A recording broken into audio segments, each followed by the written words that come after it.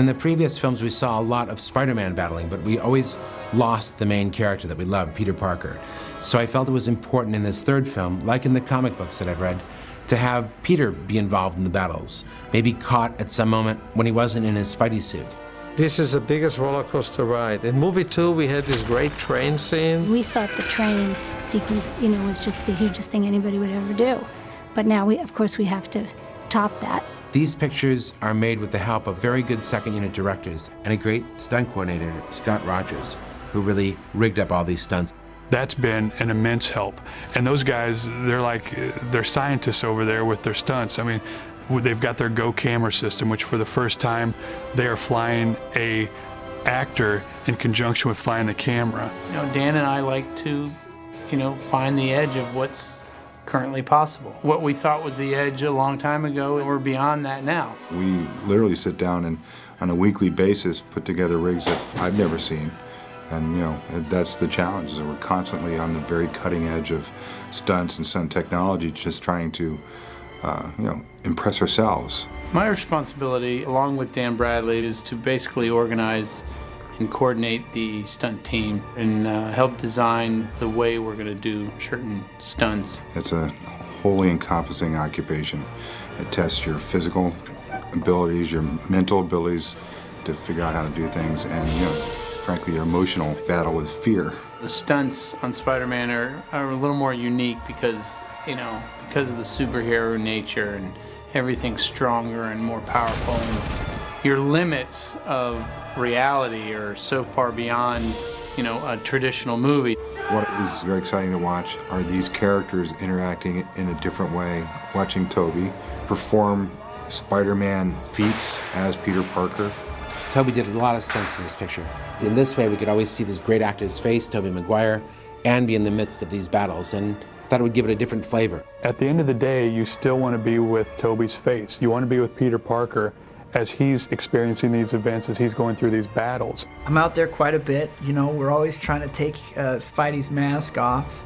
And I just think if you disconnect for too long by putting masks on these characters, that it kind of hurts the connection. It hurts the moviegoer's experience. This is my third picture with Tobey, and it's sort of like, the old pro comes back in and he's doing some great stuff, and James and he really, got to it. They did virtually all their own stuff. In this movie, we're really fulfilling a goal that Sam had from the very beginning of the series, to have more action take place high above the streets. So there's a big chase fight sequence, but it's Peter as Peter and Harry up in the sky. This particular battle that takes place between James Franco and Peter Parker is really the story of friends turned against one another. It really isn't the story of the new Goblin versus Spider-Man, so I thought it most appropriate that we could see their faces. There's a great kind of air joust, and since the first one, Sam and everyone is really advanced with the aerial photography and everything, so just they were ready for a real air battle like they hadn't done before. James is, really athletic, really controlled and aware and fantastic in a fight scene.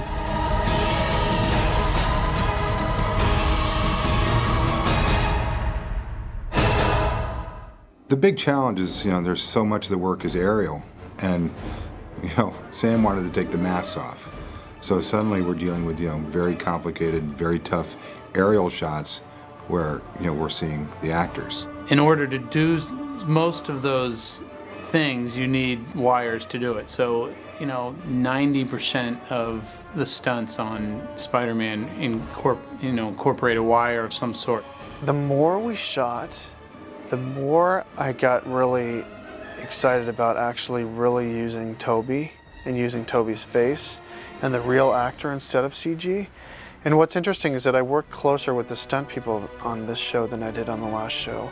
And they actually made huge improvements, and they set up almost a motion control system for their stunt people in terms of they had wires that were computer controlled. We've developed a flying system, the computer controlled winches, and we're doing things that have never been done before. It gave us the ability to not just fly a body through a space, but to manipulate it at the same time. We have up to 10 high-powered winches that we can attach to people and work up to 60 different axes. And very often we'll have 3 or 4 winches attached to one performer to move them at great velocity through any space. All a winch does is take line in and let line out. What's special about these is that they take them into a really strict precision level, decimals of an inch, if we want to set, to go that close.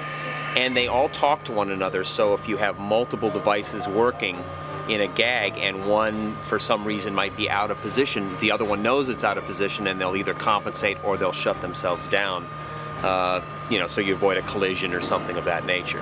When we're doing wire work and things, every human being on Earth will fly slightly differently, so it's like what you may envision and actually rehearse with a stunt man or a stunt double will change when you hook up the actor sometimes. We go through a discovery process. We figure it out from an engineering point of view. We put it in, we work it, we make changes, and then we lock a profile that works for that particular shot. Tonight's the night of the big explosion. We're doing a bunch of wire camera work, and we're doing some stunt work here. Peter's thrown a razor bat back towards Harry, and it explodes, so we're going to do a huge practical explosion.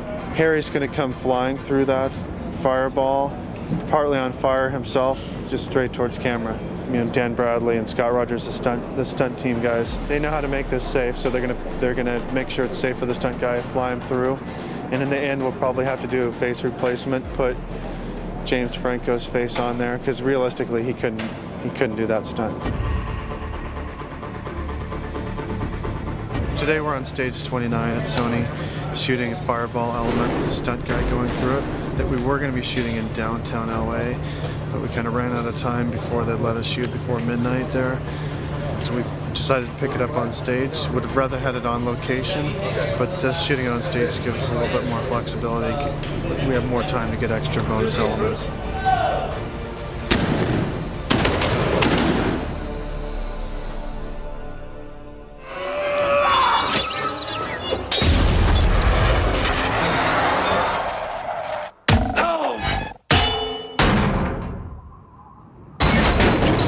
At the end of the Peter Goblin fight, Peter's 65 feet up in the air on the side of a building. He's clotheslined Harry off the board, and he realizes thinks he's just killed his friend.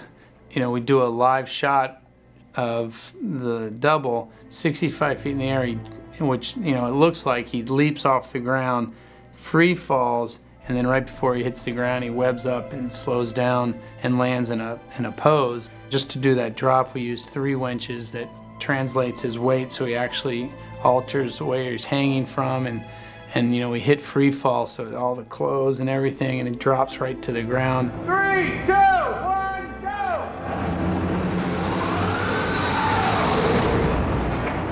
go! Even Tobey, as soon as we shot it, he looked at me and he goes, "That may be the best stunt of all these movies."